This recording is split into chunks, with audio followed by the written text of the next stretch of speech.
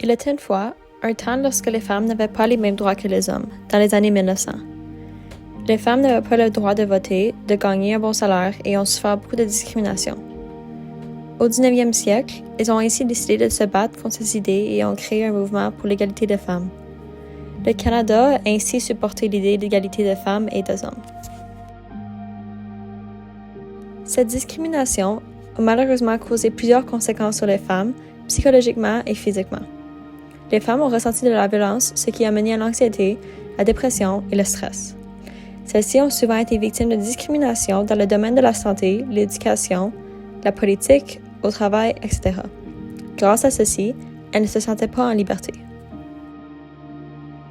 Depuis longtemps, les femmes ont été victimes d'intimidation parce qu'il n'y avait pas assez de lois qui les supportaient malheureusement.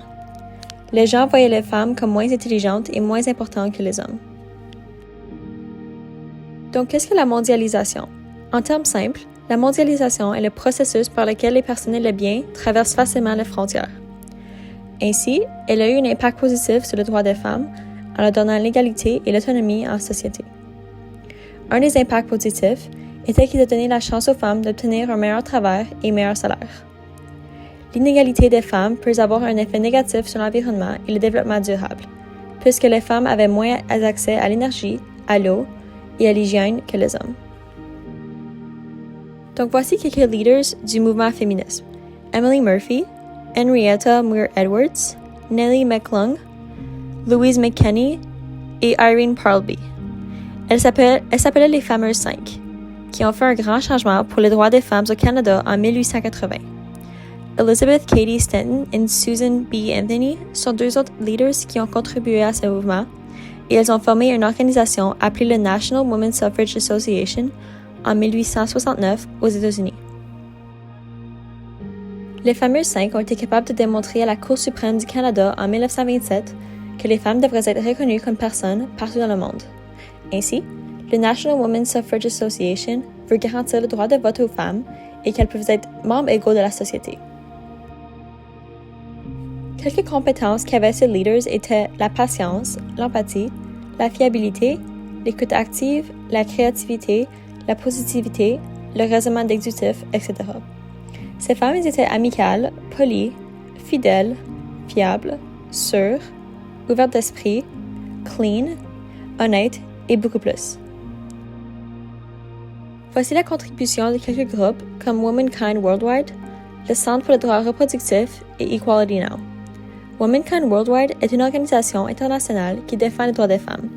Maintenant, elle travaille avec des organisations de protection des droits des femmes en Éthiopie et plus. Le Centre pour le droit reproductif considère un monde où les femmes sont membres égaux de la société, avec accès à des soins de santé de qualité.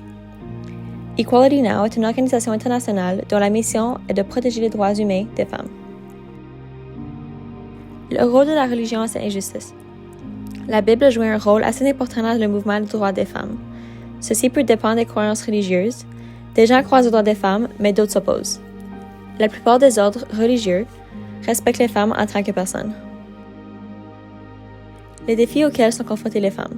Après le début de la guerre civile, la plupart des activités du suffrage ont été suspendues jusqu'à sa fin.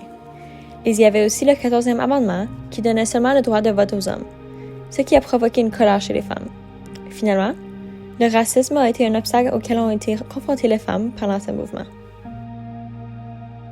Créé en 1913, sous le nom de Congressional Women's Suffrage Union, le National Women's Party a joué un rôle important dans la sensibilisation du public au mouvement pour le suffrage des femmes.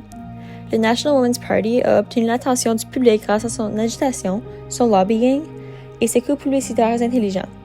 D'autres méthodes ont été les marches, les discours et les manifestations. Le lobbying donne accès aux politiciens, joue comme un outil pédagogique et permet aux individus de gagner du pouvoir.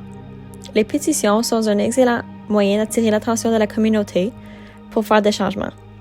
Un rassemblement est aussi un bon moyen de sensibiliser le public et peut aider à envoyer des informations importantes. Voici d'autres groupes qui sont encore en quête d'égalité et de justice sociale au Canada en 1922. Les Autochtones. Au monde, ils souffrent de taux le plus élevé de pauvreté, de privation de terre, de malnutrition et de déplacements internes. La communauté LGBTQ+. Partout dans le monde, les personnes lesbiennes, gays, bisexuelles, transgenres et intersexuées sont victimes de discrimination. Ils se font refuser l'accès à l'emploi, à l'éducation et aux soins de santé. Aujourd'hui, la discrimination sexiste continue de créer de grands obstacles pour de nombreuses femmes. Les luttes maintenant incluent la garantie de l'égalité économique, dans l'éducation et à la fin de la violence. Mais, avec plus d'efforts, je crois que nous sommes capables d'atteindre une pleine égalité des deux sexes partout au monde.